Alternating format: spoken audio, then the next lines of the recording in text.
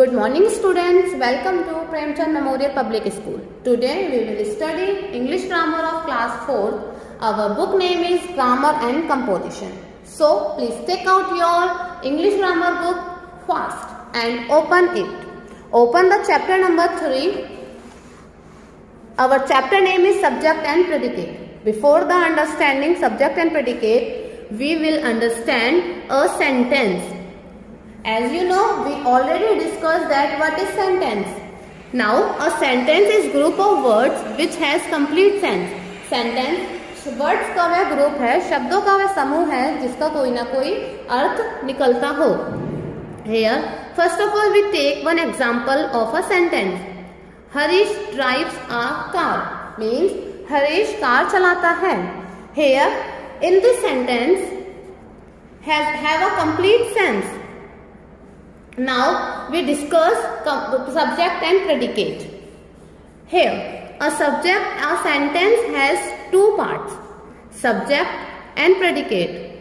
It means sentence के पास दो parts होते हैं, subject and predicate. First subject and second predicate. Here, what do you understand by subject?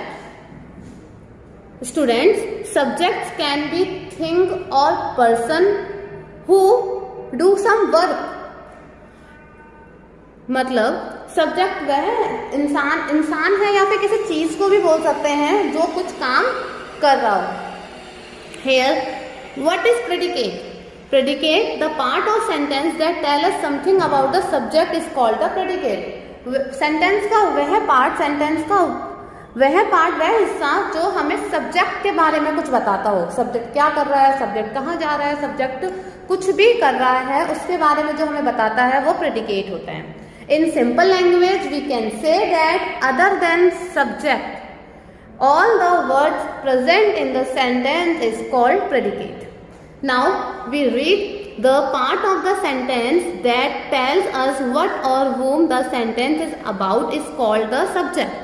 Sentence का वह part जो हमें किसी सेंटेंस में किसी के बारे में बता रहा है उसे हम सब्जेक्ट कहते हैं. Second, predicate, the part of sentence that tells us something about the subject. Sentence का वह पार्ट जो हमें सब्जेक्ट के बारे में बताया उसे हम प्रेडिकेट कहते हैं. Here we take one example is the boys are playing football. लड़के फुटबॉल खेल रहे हैं. Here the boys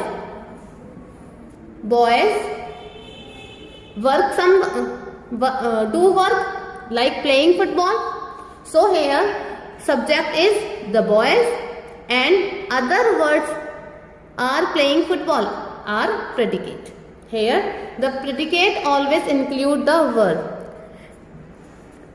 प्रेडिकेट में हमेशा कोई ना कोई वर्ब होती है, कोई ना कोई फाइनाइट वर्ब प्रेजेंट होनी चाहिए या फिर होती है, तभी वो हमें जो है प्रेडिकेट कहलाता है.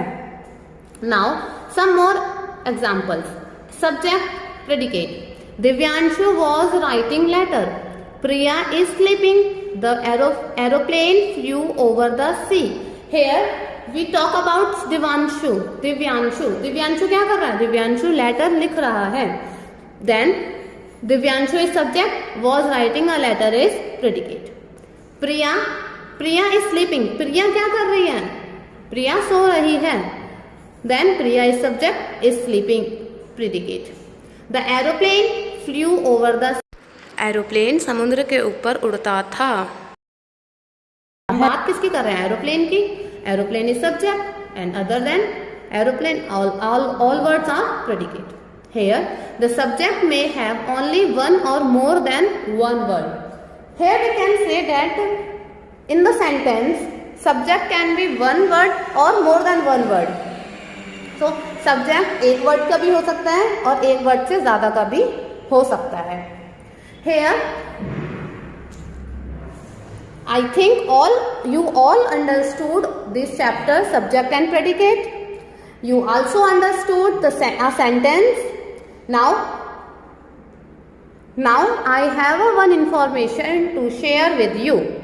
Here, अगर किसी सब्जेक्ट सेंटेंस में सब्जेक्ट नहीं हो या फिर प्रेडिकेट नहीं हो तो उस सेंटेंस का कोई भी कंप्लीट सेंस नहीं निकलता है, मतलब उस सेंटेंस का कोई भी अर्थ नहीं निकलता है.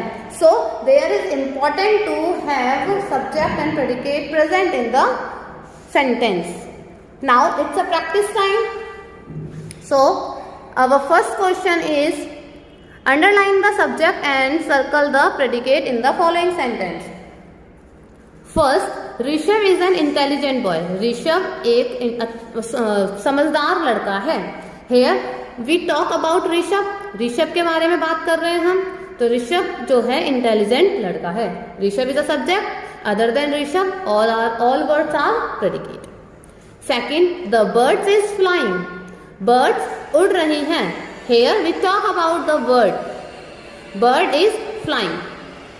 Here the bird is subject and is flying is predicate. So subject, underline the subject and circle the predicate. I think you all are understood, so you can do all the questions by yourself. Our question number 2, fill in the blanks with suitable subject or predicate. First, the girl is intelligent. Here we have given fill-ups. हमें कुछ खाली स्थान दिए हुए हैं कुछ भरने के लिए. तो यहाँ पे हमें सब्जेक्ट और प्रेडिकेट खुद से भरना है. हम सब्जेक्ट हमारा अलग हो सकता है, प्रेडिकेट भी हमारा अलग हो सकता है, अलग अलग बच्चे का अलग अलग भी हो सकता है. So here I done for you. The girl is intelligent. Girl समझदार है. Birds are flying in the sky. Birds हवा में आसमान में उड़ रही हैं.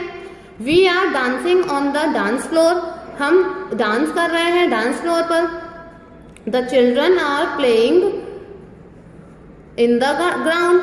चिल्ड्रन ग्राउंड में खेल रहे हैं. The teacher is teaching. Teacher पढ़ा रहा है. Aarav like to read novels. Aarav novels को पढ़ना पसंद करता है. Tom and Jerry show their friendship. Tom and Jerry अपनी फ्रेंडशिप को दिखाते हैं. Meera is watching the television. Meera television देख रही है. Here I think you all understood the subject and predicate, and you can also find subject and predicate. If you any doubt or query, then ask to me. So thank you and have a nice day.